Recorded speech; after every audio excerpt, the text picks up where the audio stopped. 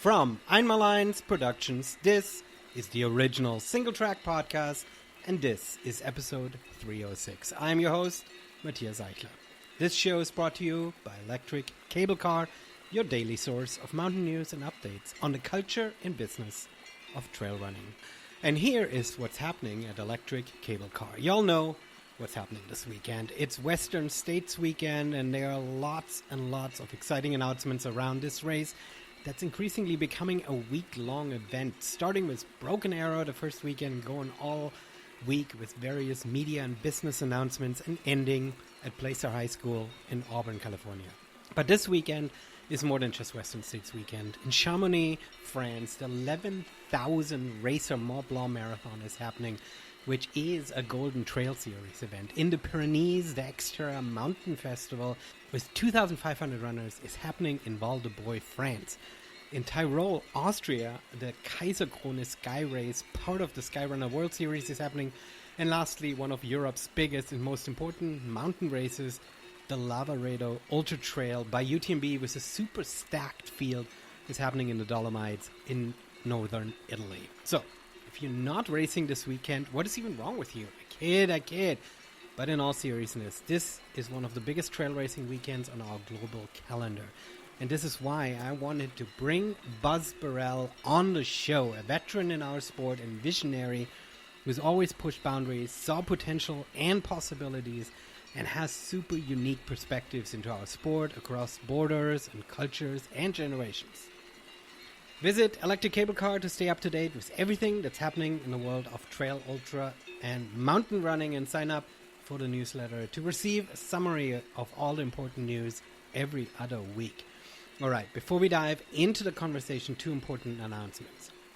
With the temperatures climbing, I've been running almost exclusively in Field Shear's mobile cooling shirts. I love the tank tops and t-shirts when it gets really hot, and even on cooler days, I love their long sleeve shirts, keep my body in perfect temperature on daily training runs. The fabric is light and breathable, and the products last a really long time without fraying or falling apart. The prices are unbeatable, and I highly recommend you to check out Field Shear's full line of mobile cooling shirts and tops.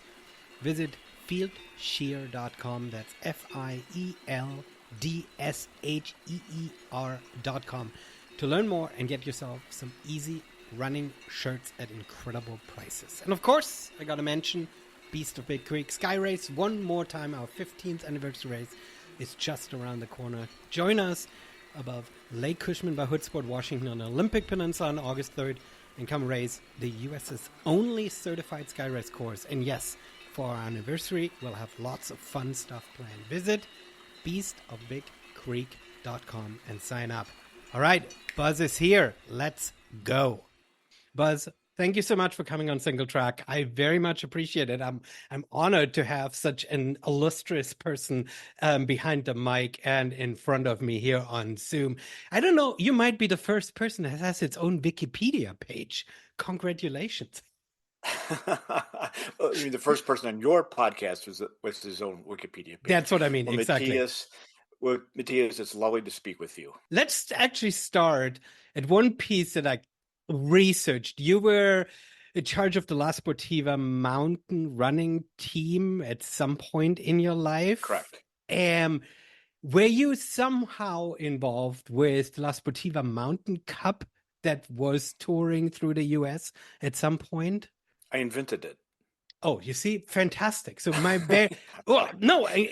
I that part I didn't. You can tell that I didn't do that much research. Anyway, incredible, because that was my very first trail race. Was the Hillbilly Half here in Olympia, Washington, which was part of the La Sportiva Mountain Cup as it came through. It was always a race in March, and March here in the Pacific Northwest is always pretty gross and muddy and wet and snowy, and that was my first introduction to trail running. So thank you for inventing the La Sportiva Mountain Cup. Matthias, I'm glad you brought that up. I'm glad you remember that. A lot of people don't. It was fairly short-lived. La Sportiva at the time in North America had a fairly small footprint. It was separately owned in North America. Later, it was resold back to the mothership, so to speak, in Italy. But I was absolutely trying to create the Euro scene here in America. 'Cause I've been over to the Alps and, they're getting it on. They're doing fast, technical, exciting running. And over here, it was kind of low key and everything was real spread out. There wasn't any coherence to it. So I literally invented the La Sportiva Mountain Cup, a series of pretty good trail races geographically distributed across the United States, and had a point series. And this predated, UTMB World Series, predated Golden Trail Series, predated a lot of things. But it only lasted a couple of years just because it didn't have enough oomph behind it. But I'm glad you remember it. I thought we did a good job. I mean, I remember La Sportiva from the 80s living in Germany and seeing the ads in the outdoor magazines of the super shiny climbing shoes and shiny Hmm. climbing pants in Yosemite Valley. Those ads totally sort of shaped my outlook of what mountain culture, of what outdoor lifestyle was looking like. And so La Sportiva was always a brand that I had a close affinity to. And I mean, me personally, I was always too chicken to really get into climbing. I just was never comfortable up somewhere on a ledge. And so when I discovered trail running and discovered that La Sportiva was actually making products that worked for trail running and not just climbing, I totally fell in love both with running. I mean, the Bushidos were my first real trail running shoe that I bought. Great. Glad to hear it. So La Sportiva, let's stick with this for 5 minutes. La Sportiva over here, you were saying that the Mountain Cup didn't have a lot of oomph to it. I mean, perhaps the answer was that it was just geographically too far apart. It's too hard to travel to as an athlete. No, no. So La Sportiva, of course, is a venerable company located in Italy. It's family owned, and they got to start making mountain footwear in World War II and kept going. They evolved into one of the premier mountain footwear companies in the world, without a doubt. They ended up evolving into ski mountaineering and things like that. But for decades, like when you were introduced, they were a climbing shoe company. Mhm. Period.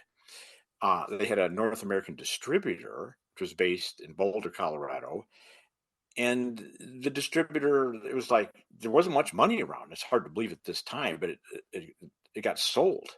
TNF, the North Face, even owned it at one time. And Crazy. so then the North American distributor was bought back, was solely owned, and it was us, if you will, that started making trail running shoes. And it Mhm. was many years, many meaning like 4 or 5, before the Italy group said, okay, trail running is a thing. We're going to get into that. But it was actually started independently in Boulder, Colorado. Who was the designer? Gary. I forgot Gary's last name now. Colin Lance was the president. Jonathan Lance later became president. And so it was a Boulder, Colorado operation. So what I meant was, regarding the Mountain Cup, is our budget was like, 10K for Mhm. everything, for graphics, for promotion, for marketing.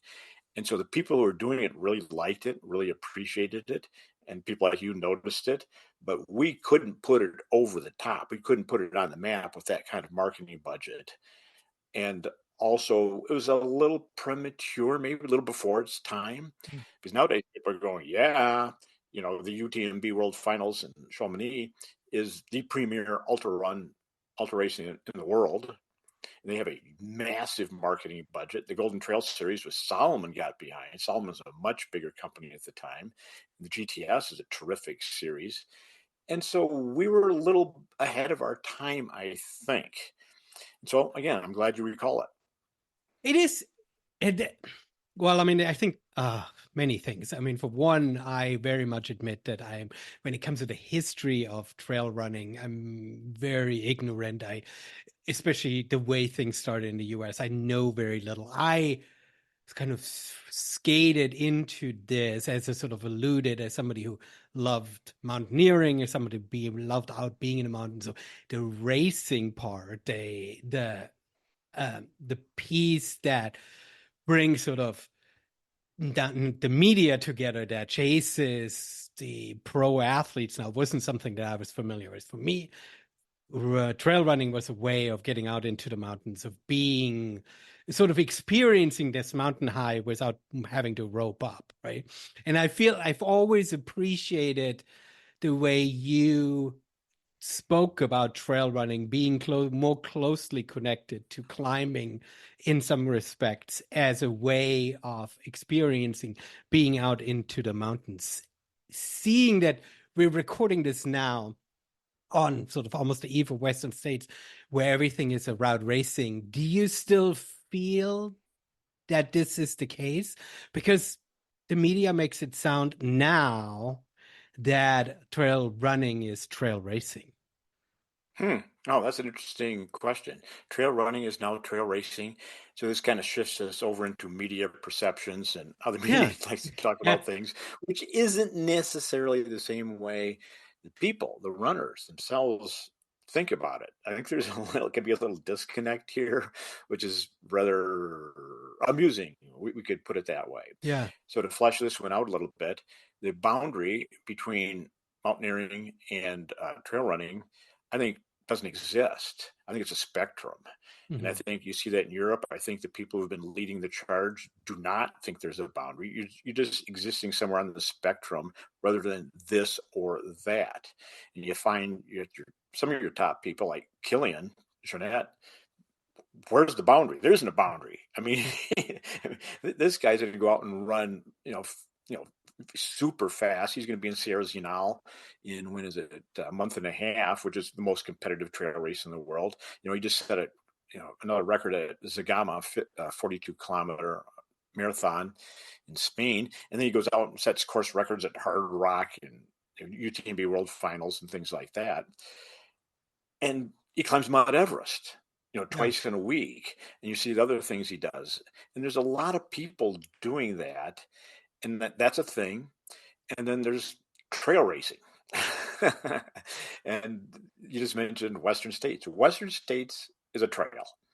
And, Killian, he had to do it. Solomon was a sponsor. Solomon's not a sponsor anymore. I don't think he really cared about states because it's, as Carl Meltzer said, the track meet. This is a very runnable trail. Mm-hmm. Sometimes there's snow in the high country and things like that, but you know, this is butter track, largely speaking, Mm-hmm. which means you can bike most of it. You can even carry your bike across, Rocky Ford if you wanted to, and that's good. This is our style over here. So I noticed 20 years ago, we called it trail racing. That was the term in the United States. When you go to Europe, they don't call it trail racing, they call it mountain racing. And the style is very different. You started in town at the bottom of something and you ran to the top of something. You kind of craned your neck back and go, look up there. See that up there? That's where we're going. Then we're going to come back. And it's a different style. And it grew out of their mountain culture, Mm-hmm. which we kind of didn't have. You go over there, there's these people you've never heard of who are going to throw down and just blow your socks off because they've been doing it their whole lives. Their parents have been doing it their whole lives. They're really tough. They're really strong. They're really good in the mountains, particularly on technical terrain. They know how to use poles, which, American runners kind of don't. And they've got this background of, the hut people, the guides. Let's see who can get up to the top and back fastest. Well, here people are kind of coming out of road running. You see what I mean? Mm-hmm. We kind of meet in the middle in this fun place, but people from the States are coming out of maybe a quicker racing road background. The people in Europe are coming out of a mountaineering, a skiing background, and we're finding a happy place to play together. And so that's where you get these slightly different styles. Yeah. So States is a fabulous race. As a matter of fact, the podcast I co-host, The Trailhead, if Mm-hmm. you'd like to look it up, the current edition has an interview with Diana Fitzpatrick, the chairman of the board of the Western States Endurance Run. Fantastic person, fantastic event. And it is a little different style in many ways than some of the European races, which we can talk about if you so desire. Yeah, no, absolutely. I think there is something very fascinating, and I think you alluded to this already. In America, the trail running sort of is born out of the cross-country culture, and Western States is the perfect example. I mean, it symbolizes this by ending on a high school track, right? I mean, there is something where this sort of visually fits, where in America or in Europe you've got these mountain towns that, I mean, in some respects, the whole idea of bringing people into these valleys and to experience the outdoors predates trail running and predates almost mountaineering even, right? I mean, Chamonix hosted the Winter Olympics in 1924. And so Right. there's been this long understanding that you bring people to your town and you let them experience the mountains. And so trail running is sort of, and racing as a way, is sort of born out of that mindset, right? Right. I think you're right. It's a fun topic. And of course, right out of the gate, I'm going to say no one's right or wrong. This would be how to state the conclusion right here at the Yeah. start. Things are just different strokes for different folks. And the mountain culture that you allude to, we kind of didn't have. We had a different culture.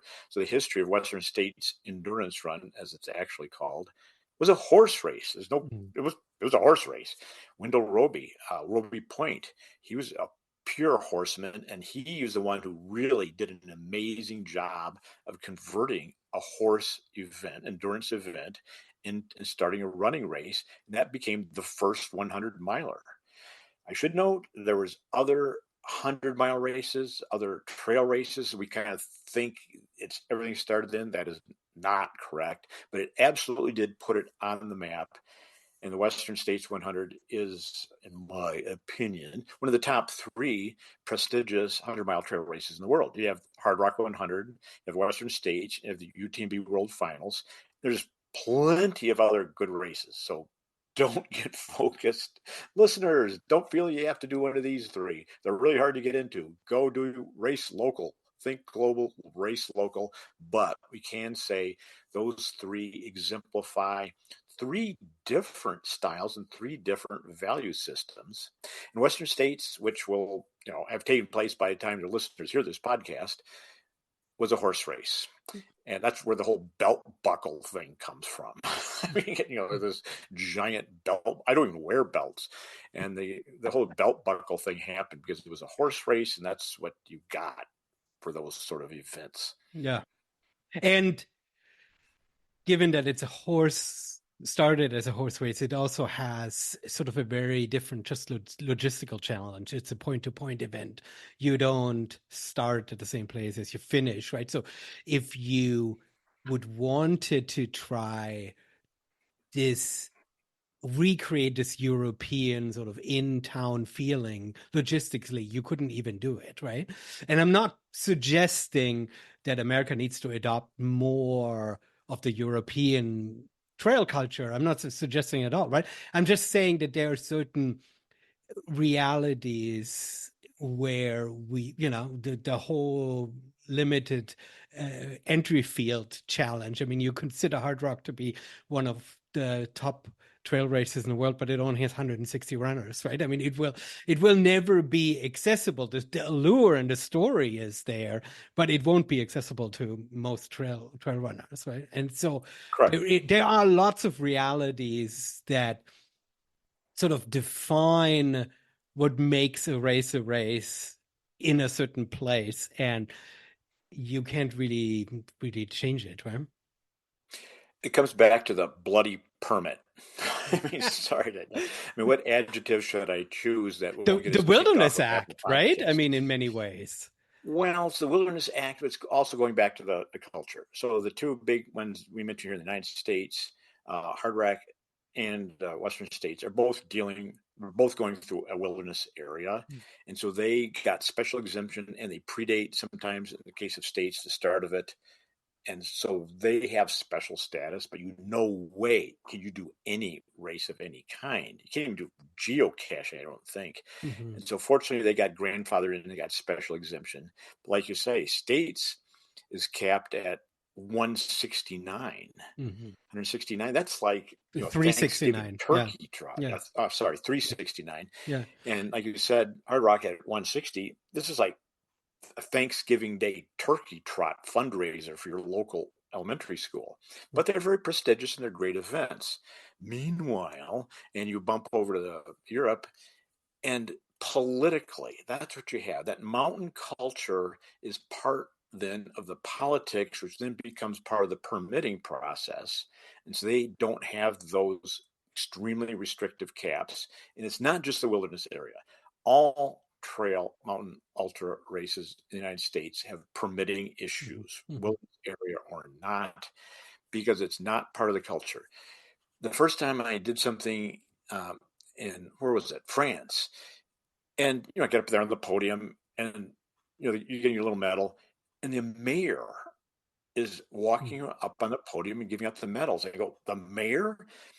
Here, they wouldn't be they wouldn't be associated with something that was fun. I mean, Yeah. they don't want anything that is fun, that has the word recreation in it. I'm recording my end of this podcast in Boulder, Colorado, and trail racing is illegal. It's in the statute. It's not even in regulation. They felt so uptight about it. They wrote it into the statute so it can't be changed by regulation. Boulder County Parks and Open Space, illegal. The Roosevelt Ranger District of the United States Department of Agriculture, illegal to have a trail race. I Mm-hmm. mean, it's serious. And this is in Boulder, Colorado, where A mountain thousands town, right? of police. A Yeah, town where mountain culture should be welcome, right? it should be welcome. And of Yeah. course, there's tens of thousands of people out there doing that. But it literally has been made illegal. It's shocking. It's disappointing. It's not right, in my opinion. And your politicians aren't going to touch it with a 10-foot pole. They don't want to be associated with anything with the word fun in it. Mm-hmm. Somehow it's supposed to be more serious than that. And then you go over to the Alps, and they're all about it. So, for example, my next major race is the Eiger Trail 101 in Nice. Grunewald, Mm-hmm. Switzerland. And there's going to be a lot of people there. They still fill it up in a day, and it's only 5 years in the running. But you go over there, and there's going to be this giant hoopla. You know how it goes. There's going to be the inflatable banners, this whole scene. And when the runners cross the highway, they're just going to close the highway. Mm. They're going to close down the town. You're not going to be able to drive in or out. And you go, wow, how do they get a permit for this? And you think it through. They are the permit. I Mm-hmm. mean, the people Mm-hmm. putting on the race is the people who would give out the permit. In other words, it's not this little 501c3. It's not a couple people said, "Hey, let's put on a trail race for our friends." It is the municipality that is organizing the event to bring people to their community, to show off the mountains and get people up into the mountains to have a good time. Mm-hmm. And so it's like this 180-degree switch. Yeah. And to not just show off the mountains, but bringing people into town to show off the mountain fills the restaurants and fills the beds in the inns and in the hotels, right? And there's a deep understanding in these mountain towns that attracting people to their communities isn't a bad thing, but actually an economic driver. And that's what in many ways motivates these events. And then also sort of colors how these events are put on, right? That we don't want a cap on them. Why would we want a cap on it? We want a spectacle because we want not just the runners, but the runners bringing their families, right? And there is a very much a bigger understanding of how these events are benefiting their community, wherein yeah, I mean, I'm a little race director here in the Olympia, Washington area, and when I reach out to my city to ask them, they're okay with me doing it, but I pay for the permit, right? I don't get a red carpet rolled out and say, "Hey, thanks for bringing people from out of town to our city to afterwards sit in our restaurants," right? Quite correct. You're totally right. And somehow you think that the mountain towns, which are tourist towns around here, Aspen, Vail, New Hampshire, in Colorado, and of course Killington, Barre, back in New England, et cetera, would get behind this, but somehow they're still a little reluctant, and partially because it's on public land, and they Mhm. don't own the public land, so the Mhm. local municipality doesn't have that much to do with it. This is going to be on federal land. You see what Mhm. I mean? Yeah. Local is not that big of a thing. Boulder's an exception because this is county and city owned, and they're some of the most uptight I've seen anywhere in the world, frankly, right here. But like you just said, you go over into the Alpine towns, and they're making bank. Mhm. Let's just say it. Yeah. They're making hundreds and hundreds of thousands of dollars on these events, and it's fine. And so you can say, well, what about the locals? Well, the answer is this is what the locals are doing there. Mm. These towns have been doing this for 200 years. You see what I mean? It's not like they were, a leather manufacturing industry there, and then now someone wants to do a race. No, Mhm. people have been doing this from the get go. For example, we just, of course, can't help but talk about the Ultra Tour du Mont Blanc, aka UTMB, and it's actually based on the TMB, the Tour du Mont Blanc, which is a hiker's route that circles the mountain. So, Matthias, when did someone first publicly hike this route? Would you like to take a guess, or should I just tell you? I think you should like the full loop. Yes, I mean, in intentionally, on purpose. intentionally, I must Yeah, be. in other words, it wasn't a shepherd or Yeah, a yeah. nomad. This was someone who said, "I am going to hike around Mount Blanc." I would say it must have been 100 years ago, because if 100 years ago they were starting to, over 100 years ago they were starting to look at the peaks of the mountains not just as something scary that impacted their livelihoods, and they started to conquer it. And so I think that's when this kind of exploration would have started. That would have been my guess. 1767. Yeah, yeah, yeah. So they've been doing this a long time. Hmm. And you go to Chamonix, it's French, obviously. The Brits have been there forever. Hmm. I mean, this isn't, they're not newcomers at all. They've owned property there. They've started like Verbier, the big skier. They've been going there forever. The Matterhorn, one of the most iconic mountain in the world. Who climbed it first? Edward Whymper from Great Britain, Hmm. et cetera, et cetera. So there's a big history there. It's integrated, and sport Yeah. is integrated into that. It's born out of these grand tours, right? When the aristocratic families were sending their young men from the island to the European continent to get educated. And for a while, they were sending them to Rome and obviously Paris and Greece to study the history and culture. And after a while, the cities were sort of starting to be boring and they wanted to expand. And that's when they discovered the Alps. And once they discovered the Alps, the combination of their sort of the mentality of discovery and exploration and made them start to think of these peaks, right?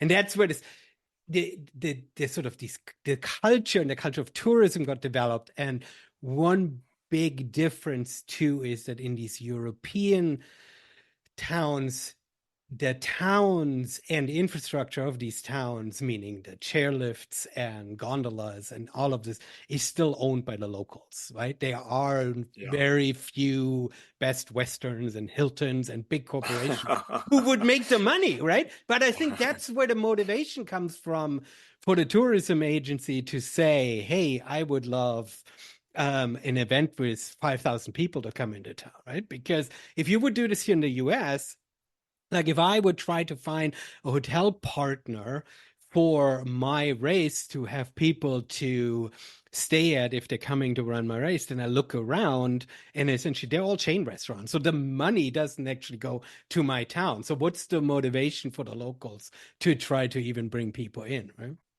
That's an excellent point. You just got a bunch of people making $10 an hour washing dishes, and they can't afford to live there, so they're having to drive in from somewhere else. That's a very good point. If you go to Zermatt, you're not staying at a Holiday Inn. Yep. No, And absolutely. these, like you said, these hotels have been there. Maybe the building itself has been there for 150 years. That's a very good point. I like that. Good, Hmm. good point about the locally owned businesses Yeah, versus yeah. the big national chains. I mean, it goes then into a much bigger conversation because these local communities are debating and developing, what ski resorts to open up and stuff like that, and it gets then into tricky conversations. But by and large, most of the valley and the infrastructure is still owned by the locals, and I think that's why they have such an interest in filling the hotel beds. Right? If you live in Boulder, you might have an Airbnb, but you're not interested in filling the hotel beds of the Holiday Inn next to the freeway, right? And Boulder, of course, is trying to ban Airbnbs. I mean, we vote like 80% Democratic, and we're very uptight. So it's an odd little mix here. I think it's a very typical west of the mountain mix, right? It's Yes, NIMBYism. right. The Berkeley is like the politics really is NIMBYism, is what it yeah, the is. politics. I mean, it's Berkeley in the mountains in a sense, right?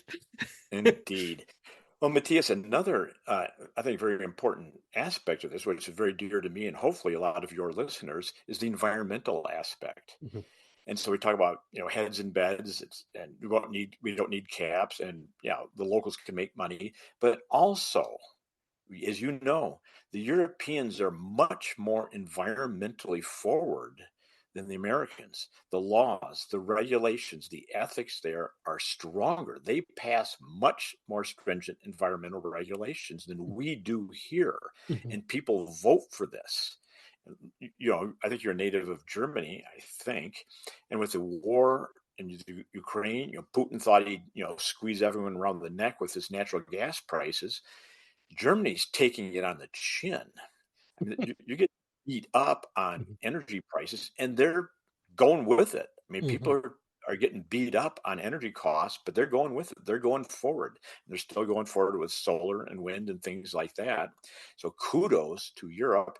While the Americans, we kind of get wee, wee, wee, wee. The gasoline goes up 10 cents a gallon, we flip out. And so now I'm going to tie this together. I think that's because of that mountain culture. They go outside. They mhm. believe in the mountains. They see it. They love it. And so they will vote the environment.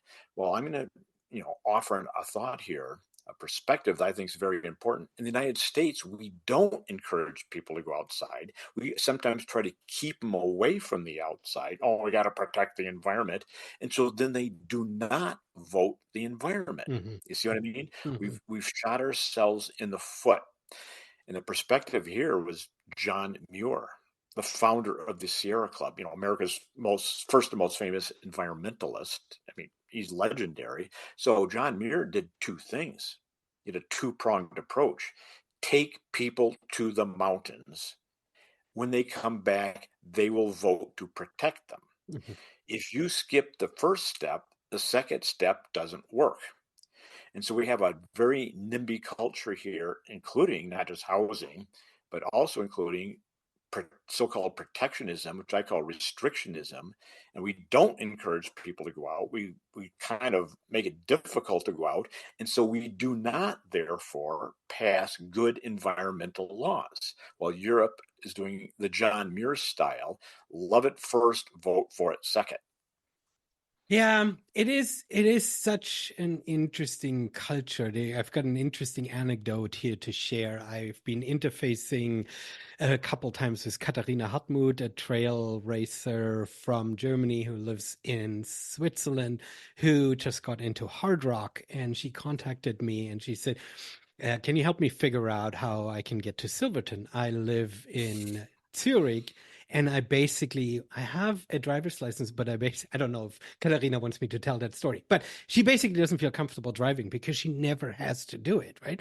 When she All goes right. training, she basically takes a train from Zurich to go to the southern side of the Alps where it's nicer and warmer and more consistent, and is able to get her training in, and then she takes the train back. And there is a level of infrastructure that's built.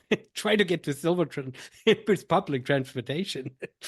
No, It's you're not doing it. you're Forget not doing that, right? And so I think it. therefore we've got an entire culture of race directors now also making the environment an important aspect of how um, you you can get to a race. I mean, I'm going to Chamonix this summer, and I'm taking a shuttle. I'm not going to rent a car from Geneva, right? I'm taking shuttle up. I'm going to be carless for a week in Chamonix, and it's going to be fine. I couldn't run Western states without having a personal car, right? Or think of Cocodona. I was just talking with a friend of mine about Yeah. right? You've got 5 days Yeah. where runners run, and one person actually covers that entire distance on foot, but there is pacers and crew that are constantly shuttling cars back and forth, right? Absolutely. Those are great examples. Yeah, you're flying to Geneva and you take mountain drop-offs. Maybe that's Mhm. probably what I take. It's probably what you're taking. Yeah. And that's only because that's the quickest and easiest way to do it. After that, you're on the train. And then I'll just say it right here on your podcast. The app is called SBB Mobile. It's the red with these two little yellow arrows. And if you go there, that's the app you want. And that's how you get around, and don't rent a car, Yeah. folks. Yeah. It's very interesting. I'm going to do another call out if you don't mind. This is for green runners. Hmm. It's started by one of the co-founders is Jasmine Paris, Edinburgh, Scotland, who famously was the first woman to finish Barkley marathons this March. Greenrunners.com, and one of their 4 principles is to note that travel to races, as you said, Matthias, is actually your biggest environmental impact. Hmm. The travel. And in the States, public transportation is really not a thing because the density is so low. Well, if you go to the Alps, you really don't want to rent a car, both for environmental reasons and just practical reasons. It's just annoying. Yeah. No, absolutely. There, and I don't have the website in front of me, but there's a website in Europe that collects what the best trail races are where you can actually get to with public transportation that are fully accessible, where you don't need a car to get to the trailhead and stuff. And it's an interesting and ever-growing list. And yeah, I mean, the infrastructure exists, the distances make sense. And then also and that's an interesting thought then. What races could you build if you think that way? Because many of our original trail races, the ones that I can think of here in the Pacific Northwest, they start at such remote trail races, trailheads that you Right? absolutely will need a car. But could you build races that start and finish in town that are a little bit more accessible and easier to get to, right? If you would switch the mentally, um, then you could potentially build different routes that would accommodate that a little bit. You're totally right. And that is trying to happen in the United States. Again, I literally encourage your listeners to join uh, greenrunners.com. It's costs like £5, and then you'll be more informed on these topics and you'll support these topics. But going directly to your question, people have tried to emulate the Euro style here in the United States. And of course, that race just took place last weekend. It's called Broken Arrow. And Yeah. Broken Arrow, the founders went full on, said, this is a sky race, which is, a term that was invented in Italy. Um, and there's a whole series of sky races too, by the way. They've been going a long time. Goes back to Matt Carpenter's time. That's how long they've been taking place. So Broken Arrow is a intentional Euro style sky race, which starts actually not in a town exactly, but at a ski resort. Yeah. And then it goes to the top of everything they can find and comes back down. So you can walk out of your rental condominium or whatever it is. You walk to the start line, you walk back, et cetera, et cetera. Getting to Lake Tahoe, most people are going to rent a car, unfortunately. Like you said, that's a little harder. The other sky race, that's footy, Mike, the Rut up Mhm. in Bozeman. But that's also quite remote, so no one's taking the train or the bus up to Bozeman, probably. But so stylistically, they wanted to do that. Again, it's at a ski area instead of a town, and you have some nice, steep, technical, spectacular running. Fortunately, public transportation things are a little more often. Last subject, and the reason of how we even connected, we should talk about media. You've been in this game for a really long time, and you've seen the changes that have happened from a couple organizations writing little blog posts and summarizing how trail events happen to now multiple people live streaming the events in multiple areas. What's your perspective? How do you sort of draw the historical connections between somebody saying, "Hey, there was a trail racer, and there were like 20 people who finished," and here's a little summary to now drones and live streams and people on mountain bikes and stuff. How do you see all of this evolving? Well, fortunately, it is evolving. I think live streaming is really good. I think the previous reporting job was bare bones. It was minimalistic, and everyone was doing the best they could. And again, the cultural differences are sort of interesting. Somehow, I'm not sure how, but running, I'm going to say art or media, in my opinion, is bad. I'm just sorry. Ooh, I like that I know, and take. yet people are going to say, "Oh, wow, who is this guy?" I think it's just poor, and not because of the people, but because they don't care. They're not trying. You Okay. see what I mean? There's no concept of literature. Literature is telling a story so that people can experience a feeling. And you're focusing not just on the content, but on how that content is being presented. And I think running, from ultra running, mountain and trail to road and other things, don't care. They present numbers. Somehow they think the number is the story. Mhm. And I think that's not helpful. To me personally, it's boring. It's not interesting. And that has transposed itself to video, photography, and so forth. Look at running. The photography, generally speaking, is crap. I mean, you have exceptions. Right now, you have Howie Stern doing a really good job. And of course, Luis Escobar. It was, he's kind of, Howie kind of took over as the premier photographer. Before him, Dan Patitucci actually got the long lens, person running with a mountain backdrop thing going. That was Dan Patitucci. But generally speaking, they don't care. Really good people, great people. Brian Powell and Megan Hicks, friends of mine. I run far.com. I'll say it. The voice of the sport to a lot of degrees. You go back in time, they ignored photography. They didn't care. It didn't matter to them. Hmm. And I think that's unfortunate. Look at ultrarunningmag.com. I have a monthly column, by the way, in Ultra Running Magazine. I think I do a fairly good job. And the current publisher and editor, they definitely do a good job. That was started by mathematicians and engineers, right? Mhm. So that was the style, that was the ethic. Their job was to report a result. Here's a list of names, here's their finish times, here's the distance. And Yeah. that was how it got started. And now they have color photographs, of course.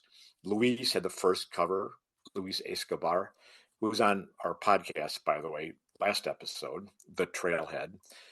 And it's still a little bit like that. Go to any other sport, Matthias. Look at the photographs. They're better.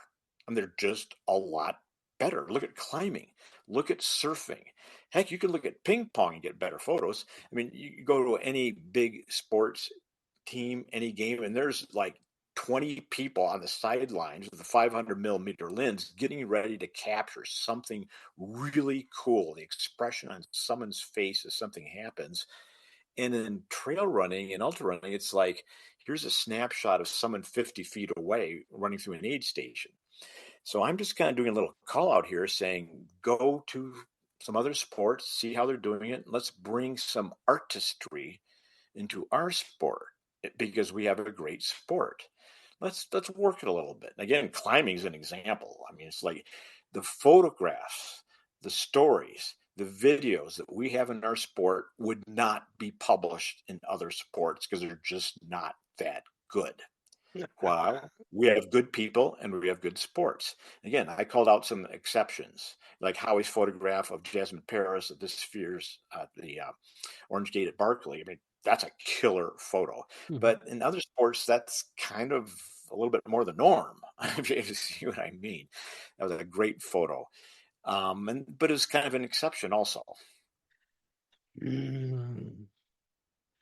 I want to disagree with you on this, and I'm trying to figure out how to angle it because I the underlying challenge that you're putting out in wanting to do better is obviously the right kind of challenge. I'm not saying, be good enough, it's good enough. I think I would approach it a little bit different. One is especially our video footage that focuses around races has just been historically bad because we've not been able to really get a lot of capturing outside of aid stations, right? You get a race report and it's like, here's aid station coverage, and then there's nothing, and then there's aid station coverage again, because that's where the photographer was. And so the story of races is really, really hard. But again, I think that brings us back all the way to the beginning where we were talking about, is trail running a mountain sport or is it a competitive race? Because you could argue that competitive sports photography is also not great because it's always the same. It's better because it's been done longer and people know the angles and they know where they get the good coverage, but it's not necessarily better. What you are comparing and calling out for is sort of that Red Bull video of somebody dropping out of a helicopter and, skiing down a mountain. And I wonder if that looks so great, because it provides us something that the mere mortal can't do, wherein running is such a average activity, human activity, that we can connect with it so easily. And so it doesn't feel as romantic. It doesn't feel as aspirational. It doesn't feel as sexy. That's a valid point. I particularly think it's credible when you say the logistics of particularly video from the remote locations of mountain ultra trail are very difficult. Mhm. Um, and we have an ordinary sport where people probably aren't going to die. Yeah. Yeah. I mean, but but everybody but I runs at some point, right? I mean, we know how to do that activity, and the sports are young. We maybe have not really figured out what the good angles are to really tell that story. Maybe. Right, and hopefully we will, like you said, Matthias. But I'm not comparing this with a Red Bull. I'm not about adrenaline. I mean, Okay. I don't watch Red Bull videos on purpose. I think it's just stupid because I'm not an adrenaline junkie, and I think risking your life for no apparent purpose doesn't make any sense. But again, look at the climbing photography, or look at what Jimmy Chin did with Alex when Mhm. he free soloed El Cap. And of course, obviously, that's spectacular inherently. But they were on that project for a year. Mhm. They had four or five. No, they had five or six people on that day. Mhm. I mean, just the backstory here is, the video won an Academy Award, not the Mhm. video. The film won Mhm. Academy Award for Best Documentary because, in part, they worked at it. They created a film. They created a story, and they invested the time and energy to do that rather than, okay, someone's going to run by and hold out my camera, 10 seconds. I'm going to turn my camera off. So I think we just have to up the game a little bit. Again, the logistic challenges of mountain ultra trail are real, as you said. And you mentioned I've been around a long time. And so I wanted to read, watch anything I could. The most popular running author at that time, very popular, was George Sheehan. A lot of people probably haven't heard of him. And I picked up his books, his articles, everything I could get my hands on. I couldn't get through a paragraph. It was like, this is terrible. And I was young and eager and Mhm. open to everything. It was so boring and so pedantic. Imagine, nostalgia when you're looking at something 40 years later with, sappy fondness. It's like that's what he was doing in real time. Mm. Except instead of 40 years later, it's happening right now. It's Yeah. like, oh, I can't stand this. The most popular author after that was James Fix, The Complete Book of Running. I couldn't read one sentence of this. And so our heritage here is just, I think, poor. I think it's Mm. low quality. Again, that's just my personal opinion. Other people might eat this up and love it. I personally want a little more insight. Mhm. And I want people to tell a story that makes you feel something and reveals something about how you are feeling and gives you meaning rather than a number. Yeah. I mean, putting my head on as the executive director of the Trail Running Film Festival, that's what we're trying to do with the film festival, right? We're trying to find these stories that aren't just here is a brand that is hiring a filmmaker to make a film about a new shoe release. I mean, an athlete doing something really incredible and then tying it to a shoe release, right? We're trying to tell these stories. And I mean, it's in some respects, it's probably a little bit of an excuse to just say it's just budgets, right? If we pour more money into these projects, we probably get better angles, get a little bit more effort put into the editing to really, flesh out the story. But the Toronto Film Festival is trying very hard in selecting the stories that aren't always race reports, that aren't always here's the top athletes flying in and out of an aid station. And so I am totally, even though I said I want to disagree with you, I'm totally with you in that sense that I think there is huge room for us to grow in the way we tell stories around trail and mountain running and put that on paper and put that on screen in various ways, right? Good work, Matthias. Thank you for saying that. And congratulations on being the director of the Trail Running Film Festival. I hope that goes well for you. And you're not making bank on this. I mean, I'm sure. And so thank you for doing this and for putting these stories out there so the rest of us can see them. Yeah, it's been an interesting project. The film festival's been around for over a decade. I've taken on this job. We're a nonprofit, and so I've sort of taken on this sort of part-time role to direct sort of a film tour, band style, real rock style for trail running. And we are essentially have open submissions trying to get people to filmmakers to submit their projects. We select the best and then sort of tour it around the world. And I believe there is the potential to be essentially what you're asking or what you're looking for, which is being that counterbalance to just that number race reporting, right? And if we can sort of give runners and people who love the outdoors once a year a chance of getting together in their local theater or in the back of their running store that they go to and watch 2 hours of short films that inspires them to go out there, then I think we're doing the right thing. And we are then also allowing the filmmakers in giving them a platform to say, hey, you don't just have to chase brands in the hope that you can do some, advertorial for them, which is their bread and butter. I mean, understand that they all have to make a living. I'm not judging them for that, right? I mean, understand how this stuff is being done, right? But to give filmmakers an outlet of saying, hey, here is a platform where tens of thousands of people can watch your films, sometimes on the big screen, is exactly what should inspire you then to tell better stories, to tell greater stories. Well, again, good for you. And I indeed hosted the Trail Running Film Festival in Boulder maybe 8 years ago, something like that. So yes, thank you. It brings people together. Building community is always good. And I will irritate some of your listeners by putting a personal comment and hopefully a suggestion here. You know, art artistry is its own thing, so look at other videos, look at other filmmakers and see what's working well. And I would like to editorialize that slow mo is a cliche. I mean, it's like, really?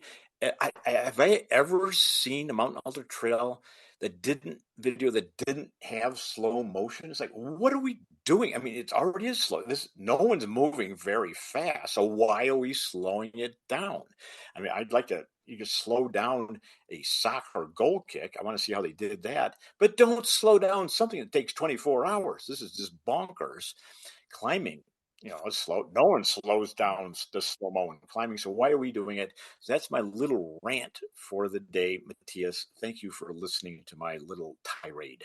No, I love this. I think it's okay if you put yourself out there and you say you don't like this. I think I put myself, if I say I'm the executive director, then I'm not a filmmaker. I'm not in a creative space that I could tell a good story and would know how to put pieces together that evoke this emotion that we're supposed to feel in order to be inspired to go out and run up a mountain ourselves. I think that there are more tools at our disposal to tell the story and visualize what it is that we feel and that excites us and want to go out to experience and have these mountain adventures, right? Because that's ultimately what it's all about. It's about us getting inspired to be out in the mountains. Yep, it is. It totally is. And to, as you said, bring the community together.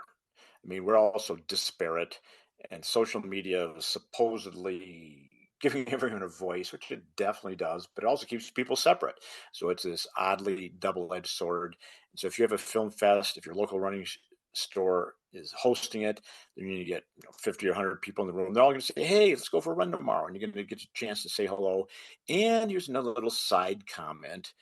In person, everybody is nice, right? Everyone's supportive. There's no such thing as a troll in person. Well, on social media, it's annoyingly possible. Indeed. Buzz, I didn't mean to turn this conversation into a plug for my film festival, but I mean, it just was such a good opening that I felt I should have it.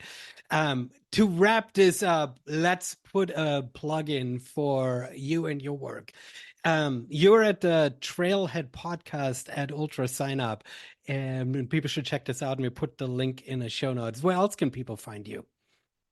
Well, thank you. Thank you for putting that plug in. I think plug away. We all have to support each other. I'm on Strava. Strava is my social media. I I'm love not on it. the gram. I'm not on X. I'm not on TikTok. Oops. I do have a Facebook, but it's not a professional Facebook. So you just have to find me as Buzz Burrell. But otherwise, Strava is my social media. So sorry, it's the monthly column in Ultra Running Magazine, which is Okay. a print only. It usually doesn't appear online, and the Trailhead podcast, which is very readily available on all the different platforms. Perfect. We'll link all of these in the show notes. Buzz, it was an absolute pleasure to talk to you. Thank you so much for coming on Singletrack. Matthias, thank you. I've loved speaking with you. Maybe we'll get a chance to meet in person sometime.